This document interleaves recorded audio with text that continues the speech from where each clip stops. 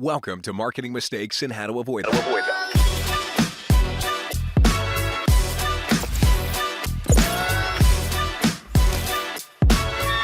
Here's your host, Stacey Jones.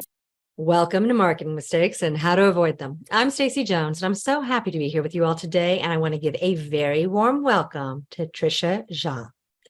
Trisha is a 16-year-old entrepreneur who launched a global brand called Teach Her Day. This 501c3 nonprofit allows children in rural areas a free STEM education, and she's partnered with Google and Microsoft to extend the nonprofit's reach to over 8 countries now. Their goal to promote change and communication in undeveloped, neglected, and isolated areas.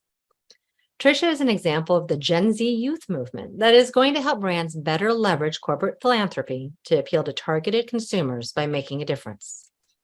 Today, Trisha and I are going to be chatting about how you can start a nonprofit to spread knowledge, no matter your age, and what it takes to bring your passion to life. We'll learn what works from Trisha's perspective, what should be avoided, and how some people just miss the mark. Trisha, welcome. So happy to have you here today. I'm so excited to be here. Well, I am so excited to be here to interview you. So for our listeners, Trisha is not one of our normal guests who typically would come on. She took it upon herself while doing some research to reach out to our agency and podcast. She stumbled upon us and she submitted herself to be on the podcast for an interview. And our team said yes. So welcome. What I'd love to do is start off by having you give everyone a little background on who you are and how you came to want to start a nonprofit. So, hello. As you said prior, my name is Trisha Jha. I'm a 16-year-old, a junior at Jordan High School.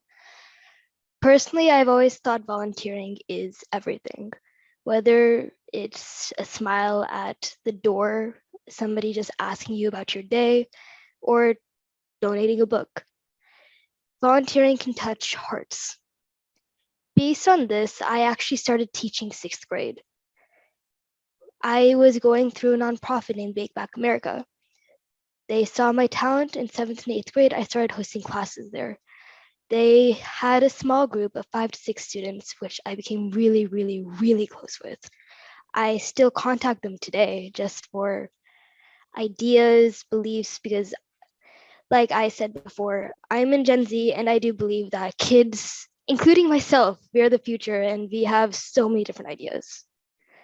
After that, I started 9th to 10th grade my own finance program, which is now running in Duke, WashU, and a few other big name colleges. Basically, as you could see, I have a lot of teaching experience.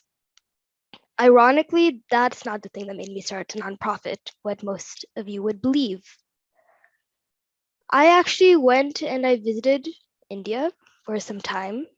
It was in the summer and I saw a girl get assaulted from her father. She was getting groomed for marriage and she was 11 years old. She is only a little bit older than my younger sister, which is absolutely heartbreaking because I can't imagine my sister getting married off. It was a very hard subject and she was our sweeper's daughter. So what happened in this case was I actually talked to their parents. I was asking, why is she doing a child marriage? And they said that they don't have the money to get her mandated books. It was 700 rupiah, which right now in US dollars, I would say is $8. That is how much of a difference. $1, or even now in this case, $8 could have saved her life. She got married off. Or she would have. And I'm glad to say that that case and scenario did not happen. I actually started a whole kid program. That was to create the mandated math books that she needed and some stationaries, and I gave it to her just as a gift. And then later on, I realized that this occurred so much when I came back in the United States. I started talking to my friends about it, and they told me really, really horrible stories of their cousins that got married off at such a young age. While in the United States, kids here, we are tensed about studies, education, taking tests. I could say tomorrow I have 3 tests, 2 quizzes, but at least I could say I have an education. One of my friends in India, she's married, she has 1 child, and she's not in school. Based on this scenario and my teaching experience that I listed on prior, I decided that that's pathetic. Very sorry to say it, and I have to use that word, but it doesn't make sense. From this, I started Teacher Today. That's why there's actually, if you spell it out, it's TEACH space HER, and then today. Now we're able to create kits, which we're able to donate. We've expanded not only to the mandated math textbooks, we've expanded to science, as well as still our beautiful stationaries. We are working with villages at the current moment to make sure we can distribute. And we also have a tutoring program, and we have magazines that talk and show that women education, not only women education, just people and children in the rural area in general, it's still an issue, and it is, believe it or not, the 21st century. You would think that this would happen in medieval times, but sadly doesn't.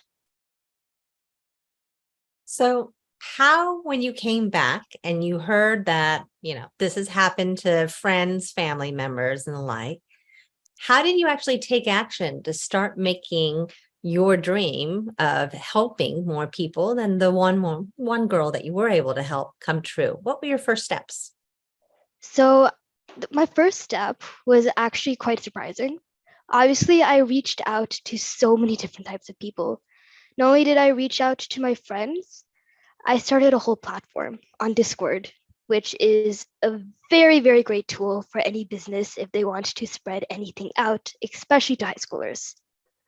First time on Discord, I remember my friends, they were showing me how to use everything, which I admit I am not a very social media inclined person.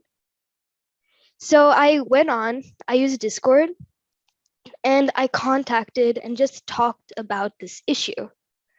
I wrote a full essay about the problems, and I needed an idea of how to fix it. Then I realized that I got a lot of emojis.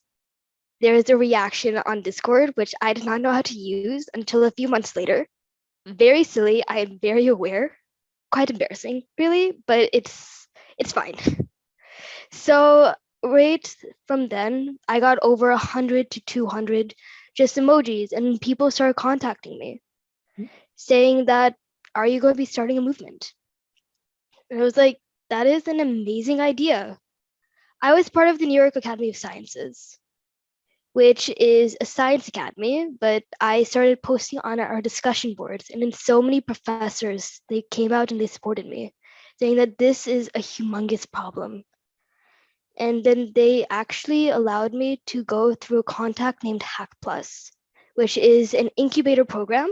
If anybody wants to start a 501c3 nonprofit and just wants to make sure their idea works, Hack Plus is 100% a great platform because they're willing, first they'll hear your pitch, their ideas. If they don't like it, or if they think that's underdeveloped, they'll give you feedback and they'll ask you to submit again in a few months. Luckily, they liked my idea first, and they said that we will love to sign you on. Once I got signed on, I got their 501c3 status, and I was able to make a volunteering build base. And there has been a ton of hiccups along the way. I started with 6 founders. I'm the only founder left. Okay, that happens a lot of times. That's okay. Yes. If you ever start a nonprofit, especially if you are a teenager, adolescent, understand that there's going to be so many issues, whether it's going to be based on people talking about how young you are. On my Google onboarding call, literally one of the managers there, they talked about and said that there's probably an age restriction with certain courses that I'm not allowed to give to my volunteers. There's going to be issues based on time commitment because we are high schoolers. We have our own job of going to school, which we are very fortunate to do. but can also get in the way of our hobbies and extracurriculars, and we need to control that. And then there is volunteering based things that you'll need to contact your schools, and most importantly, you need to have a place that you can trust. You need to have people and friends and family who can support you. So if I would ever have to say the steps to start a nonprofit, first thing I would have said to everybody, and ironically, 5 other teams have built their own nonprofit. So I can say that this has worked.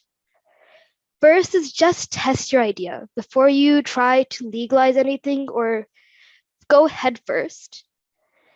Just think, are you passionate about this problem, or are you trying to put this on your college resume? I've asked that to so many people. Whoever agreed to college resume, they didn't last even 2 weeks. So try to be passionate about it. Second thing is, now you've said that yes, you're passionate about it, make an action plan. How are you going to try to make this a real thing? How are you going to make it into a thing that you can brand? How are you able to advertise this? Make it into a 1-minute elevator pitch. And try selling it to yourself in the mirror, which I have done countless times. But it works.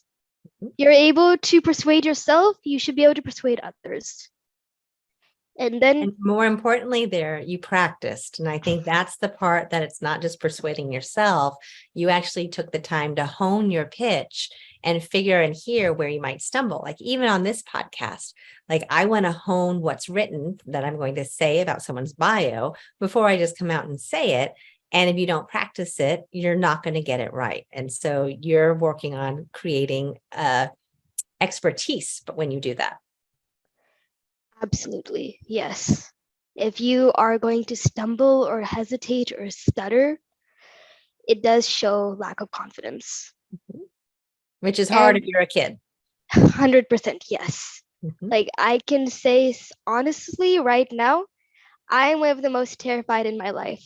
Hopefully you're not able to tell because I'm not stuttering, I'm not mumbling. It's my first time on a podcast and I'm learning as I go. That's Well, the something. good news is, I'm going to interrupt you right now. You're doing Yes. excellent, first of all. No one in our listener base is thinking that you're nervous at all. You look so calm, so cool, so collected. And again, this is not live television. This is great because, you know, someone can always edit if there's ever an issue. So Mhm. you're doing good. I'm glad. But I was actually one of the examples, considering I sort of might have practiced before I got here. I can tell. Yes. You but sort I of are more practiced. prepared than I think most of our adult guests ever have been.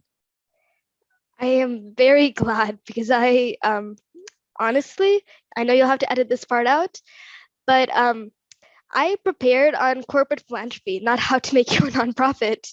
But Okay. I can talk about both because But we can go in and talk about both too, and that's fine. yeah. So right now, though, let's just talk about like your expertise, like your experience in doing what you've done. Like you're sharing great. And everything that you're saying, you know, I said a moment ago, oh, you know, it's hard if you stumble as a kid. It's hard if you stumble as an adult. You just have more barriers in front of you because people are expecting kids to fail. That is the reality. They're not thinking that you're going to be this poised, confident young woman who is actually more well-versed than the person might be who you're speaking to. I'm glad you think that. And yes, that is true. There are so many barriers. And one thing that I would like to reach out and talk about if anybody ever wants to start a nonprofit is that there are barriers. Most people don't believe that. It's quite scary because I started making a nonprofit. This is my third attempt. Okay. I haven't given up at all. And I know that there are millions of obstacles, whether it's going to be on funding, whether it's going to be trying to get a volunteering base, trying to get your name out, and age. I applied to this podcast and I was so sure I'll get rejected because of my age. And that is something that's very sad, but it's very important to hear because there are going to be people if you're an adolescent, there's going to be people who won't take you seriously. Mhm. I have had so many partners that I've walked into first time meeting them. I can tell that they haven't practiced, they haven't prepared, they don't know what they're going to say to me. And I personally have spent months preparing, writing a pitch deck, my mistake. And I don't know. A patch deck might be more fun. yes, Pear Deck, Patch Deck, Canva. Great slideshows. But yes. So whenever you're making a nonprofit, never go straight to filing. And once you do, you have to understand you have to be able to raise $275 for your 501c3. EIN, employer identification number, it's not that difficult. It'll take 15 minutes. Hopefully, if you're an adolescent, have a guardian by your side just to make sure you're legally doing everything right. It's not that difficult. Once, or if you get your 501c3, there are actually 4 different fields that you'll have to fill out, 4 different types of forms, which I was not aware about prior. There's a 501c3, 501c, 501c4, and a 501c3 easy form. You have to figure out what sort of company you're running. Because believe it or not, nonprofits fall under a company basis, legally speaking. You have to be a corporation or an LLC, partnership, a sole independent. There's so many different things that you have to choose. Yes, and the hardest part in finding this is, let's say you are a nonprofit, you want to do some volunteering-based thing. You could also be an incubator, which has its own paperwork. So there is a lot of paperwork you'll have to hassle through, which I personally wouldn't think it would make much sense if, let's say, your idea, sad to say, it happens, but it fails. You can say that I'm so glad that I didn't put too much legal paperwork in the effort. I helped a lot of people, and I'm so glad I did. Now I can make my idea stronger before I pitch it again, before I ask people to join. Never give up is something that's extremely important. In fact, I can say I even have a quote. Right now, we are becoming aware that the major questions of technology are not technical questions, but rather human questions. If you know who this is from Peter Drucker, one of my icons, which is why I can tell you a quote off the top of my head. But what this means is that nonprofits are more applicable today than anywhere else in any other century. And the saddest part is philanthropy at the current moment is declining. After COVID, honestly, we have become more closer than ever. And that is the best thing that society could ever have had. COVID killed a lot of people. We just now learned to not take things that we used to have for granted. We're able to talk to people again. We're able to help people again. There has been more nonprofits starting and honor societies starting than ever before. And because of this, I can say that nonprofits are now even easier to build, which is absolutely amazing. Corporates are now, if they do it properly, corporate philanthropy can be one of the biggest and best things that not only corporates can do, but for society and for nonprofits. There's a new act passing, the ESG Act, which is going to be starting in June, in which ESG, everybody knows about the environmental policies. There's even a social policy there that if companies are able to help and finance nonprofits, they're going to have higher scores, higher investments, and they're going to have even more money than they have ever had before, which will only come back to the society again, which is even better. So basically, long story short, and long inspiring speech, I have to cut this off, but don't give up. To anybody who's listening, anybody who wants to start their own nonprofit, anybody, no matter what age, even a 10-year-old or somebody who's reaching their deathbed, who is going to be 90 or 100 years old, anybody and everybody can make a difference. Just don't give up. And that is very good advice. So What's interesting is, so, this is your third nonprofit that you've started. So Yes. a lot of people don't really necessarily clue in the fact that a nonprofit is a business. A business is not a nonprofit, but you've now launched, to some degree or another, 3 whole businesses. You have figured out Correct. how to get yourself compliant with our IRS government guidelines so that you can pay taxes or not pay taxes in your case of a nonprofit. You've figured out how to shield yourself by actually putting together what type of company you are. And those are amazing things. I mean, I was an entrepreneur when I was a kid, but it was more so about sales and selling and things along those lines versus the true business that you're structuring. And that's what most people are doing. Most people are dabbling versus actually launching companies. So what you've done is really impressive, no matter where this takes you, because your next project that you work on, if this is not the end all be all, it could be, is you're going to be able to get there faster on your next one because you knew what you learned from this one, and you're going to keep on building that through your career. And that's why people should be listening to you right now, because it's not just creating a relationship with you, who you are right now. You are obviously a remarkable young woman who has a vast future ahead of her. So that's going to be exciting for everyone to be able to see. I'm very excited to see where future takes me. Mhm. So with corporate philanthropy, how did you decide who would be the right companies, the right brands to go out to and talk to? And how did you, I know you put together Canva presentations, but how did you, and you rehearsed, but how did you figure out what they might find beneficial so that they would donate? That's amazing. Those are absolutely amazing questions. So trying to figure out your brand is definitely a very difficult thing. Personally, I spent 3 whole months on figuring out what color scheme to pick. So I would say that websites' color schemes are very, very difficult because that is who you are.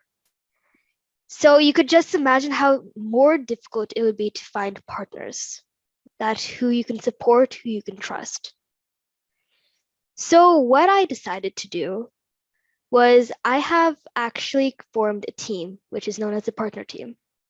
There they get actual assignments in which they will have to do full ground research just on where this partner stands, what are their ideas, their missions, what have they done, and what is the latest media.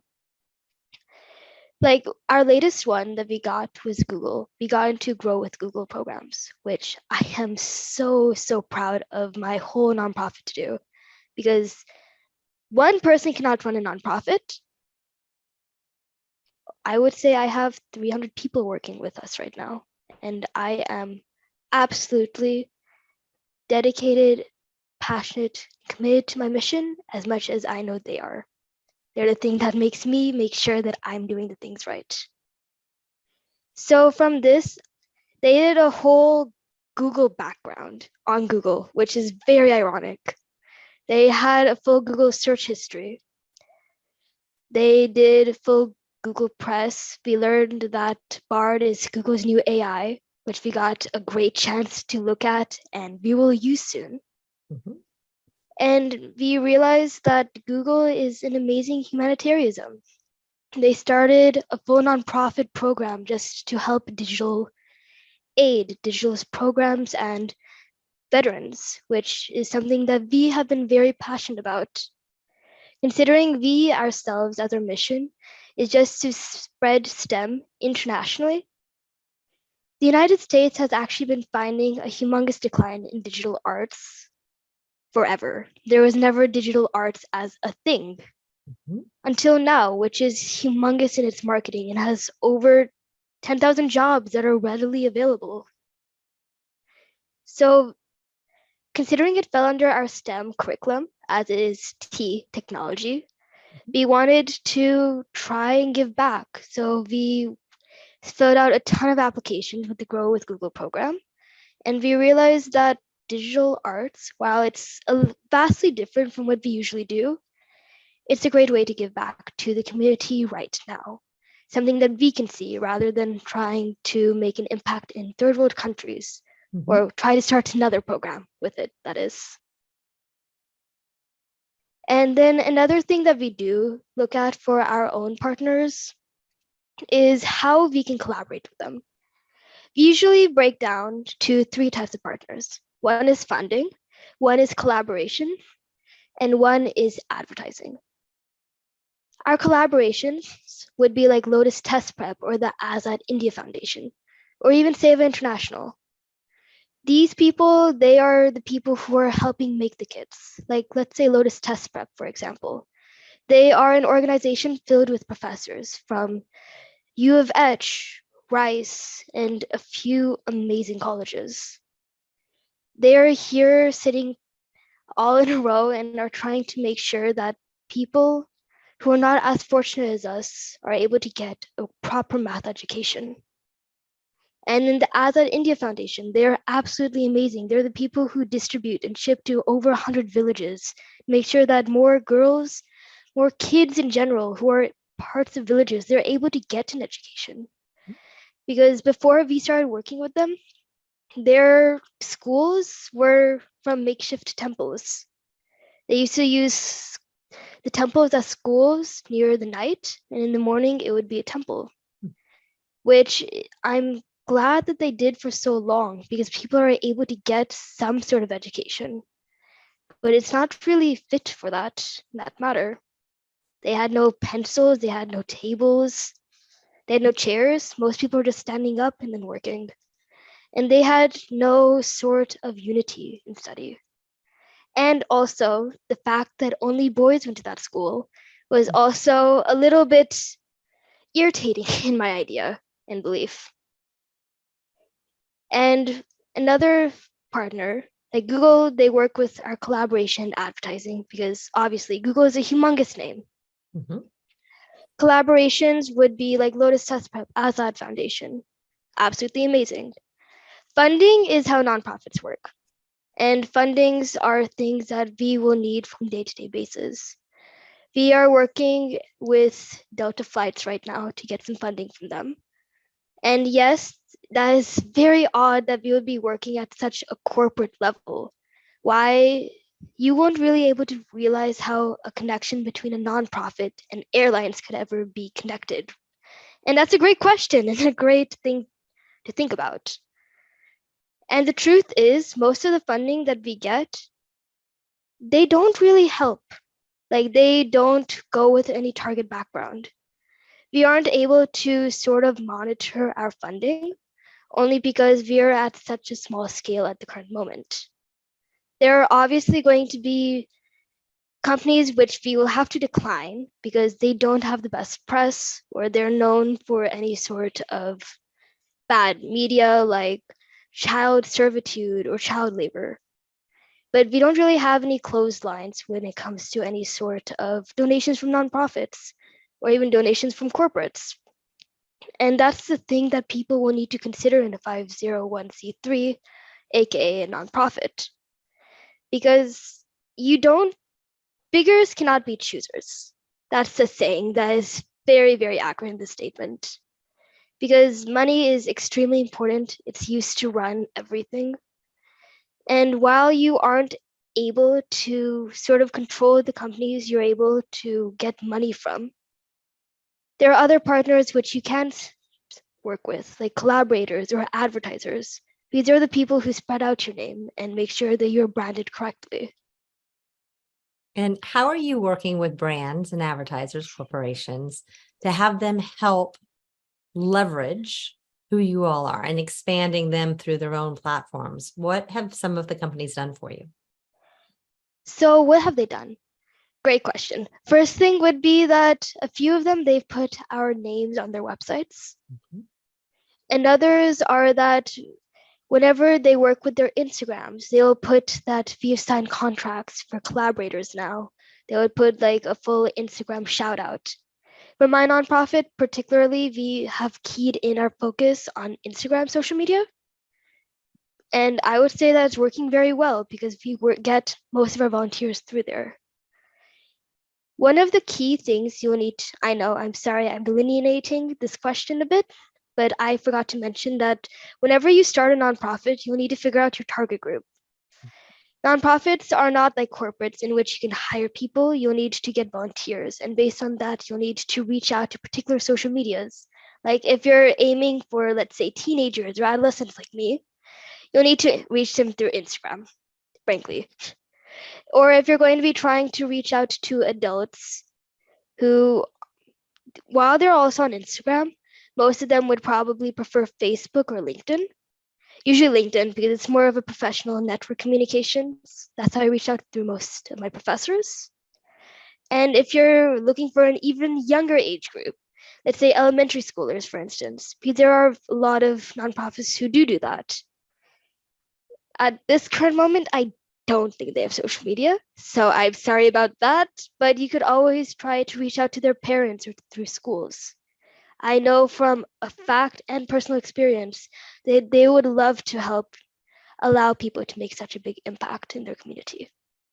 Well, everything that you've said, and while you have very specifically said this is how it works for a nonprofit, still how it works for a for-profit as well, business.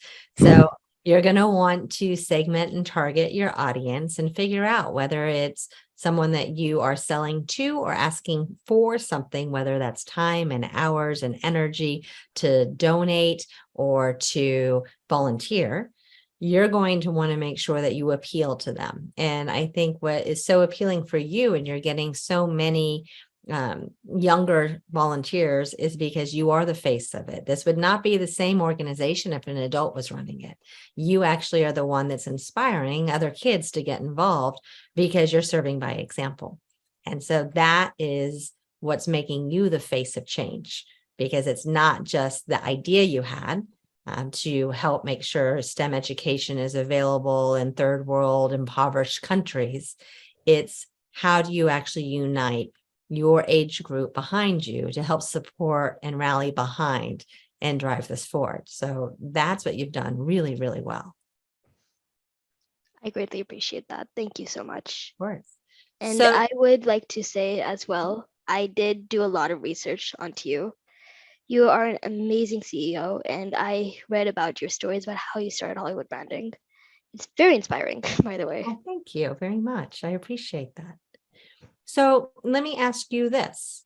How many people do you think you've impacted between your volunteer base, the companies you've worked with, and those you've been able to actually donate to? Have you ever done those kind of rough calculations, or even any of those subset of groups?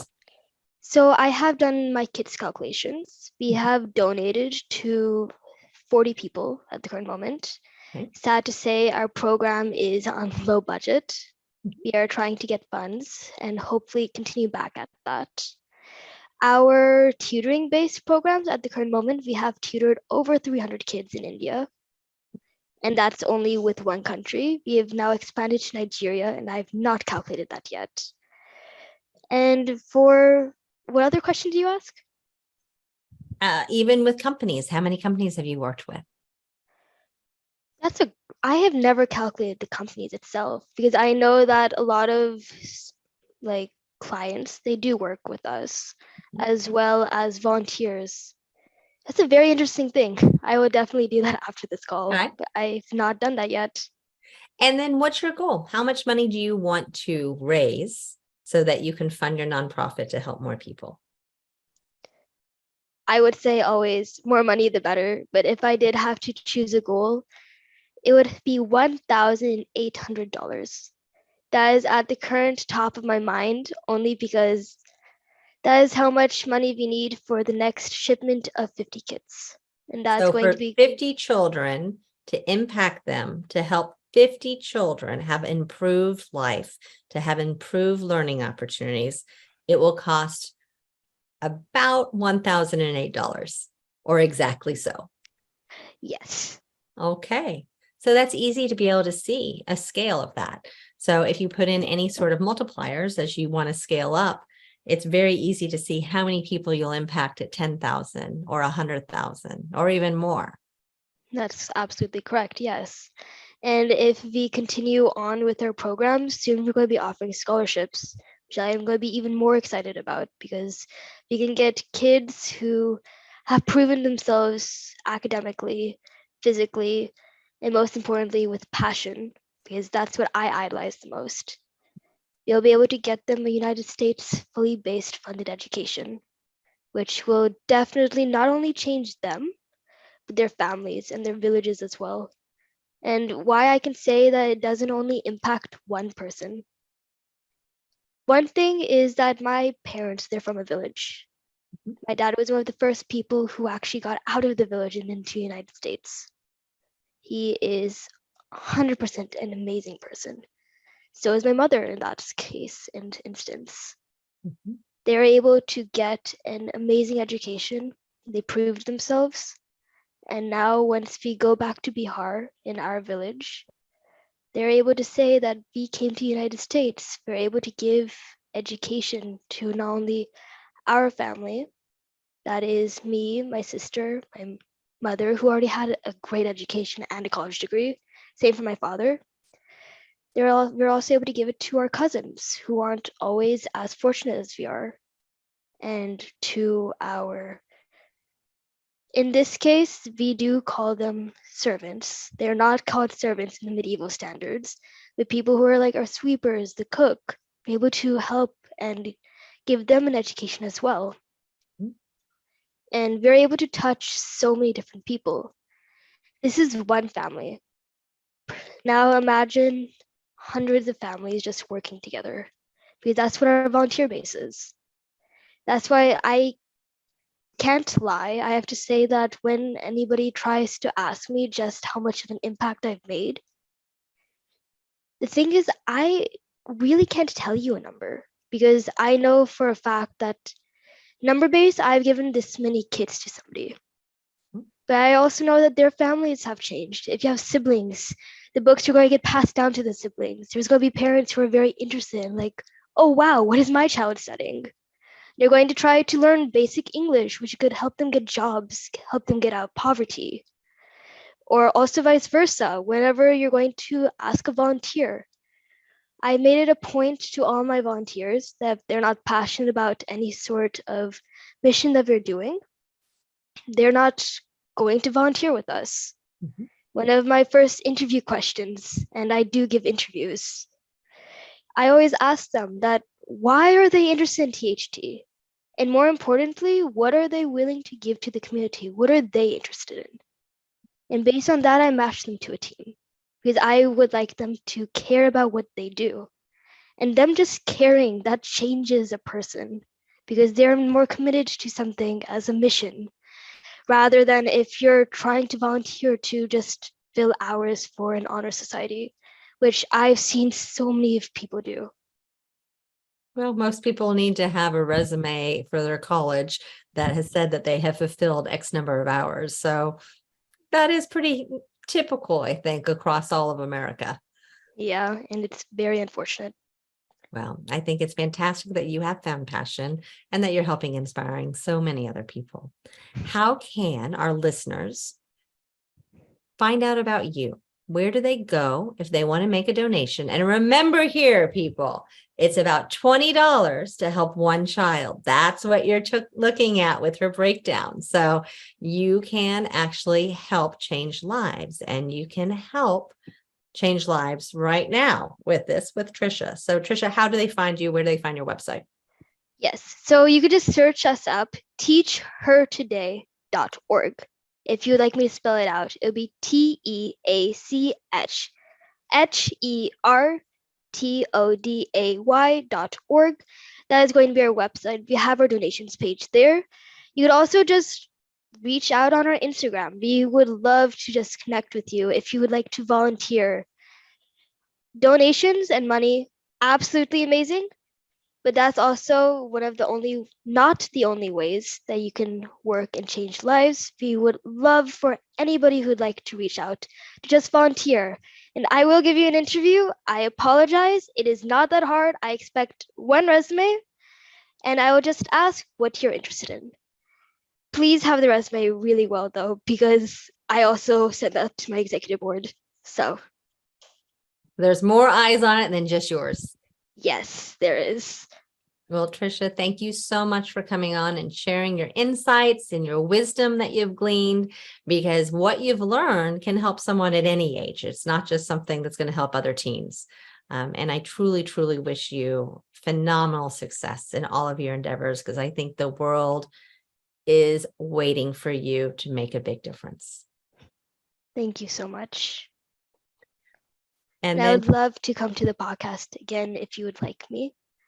I would like to include that. Sounds good. And to all of our listeners, thank you for tuning in to another episode of Marketing Mistakes and How to Avoid Them. I know we didn't really dive into mistakes so much that we're marketing, but they are business mistakes, and they're fundamental mistakes that people make on a day-to-day basis when they're founding a company.